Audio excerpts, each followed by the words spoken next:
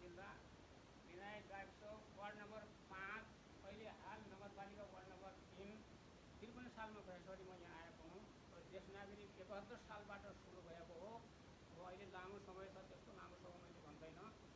71 सालबाट सुरु भएर यो 71 सालबाट दैनिक भजन कीर्तन दैनिक हुन्छ, हाम्रो कहिल्यै पनि बिदा हुँदैन।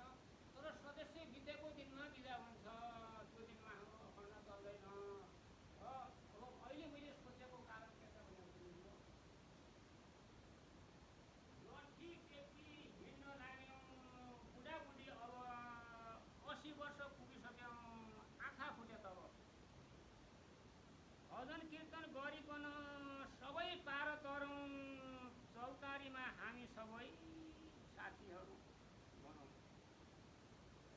बुढेसकालमा बाँच्नु भन्दा मरिजानु पर्यो। पेटमा भोक लागे बेला केही खान पाइँदैन, कमाएको धन सम्पत्ति हामीलाई चाहिँदैन। किराता गुराउँसी फुल किराता रिबन, हाँसी बोली दिन बिताउँछौँ दुई दिनको जीवन। 80 वर्ष पुगिसक्यौँ, लट्ठी चाहिने भयो, शरीरले काम गर्नु छोड्यो, आधा जीवन गयो।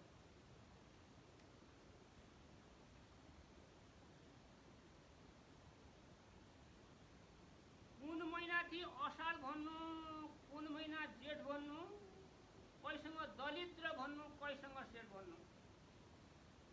गहिरो छ यो कुरा, बुझ्ने मान्छेलाई धेरै। असाढथी असाढ भन्नु, जेठथी जेठ भन्नु, धन हुने दलिद्र भन्नु, जीव हुने सेठ भन्नु। जैको ज्यान छ त्यही छ सेठ। धन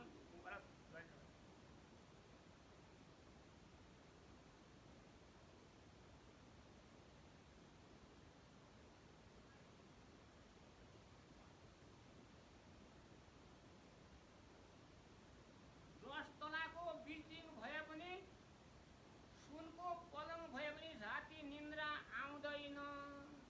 त्यो पलङ लिएर त्यो बिल्डिङले के गर्ने?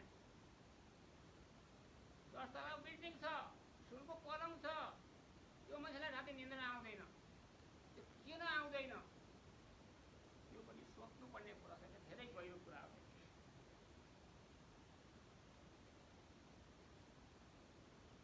अजम्बरी म त कोही देख्दिनँ, आखिर संसार छोड्ने हो एक दिन।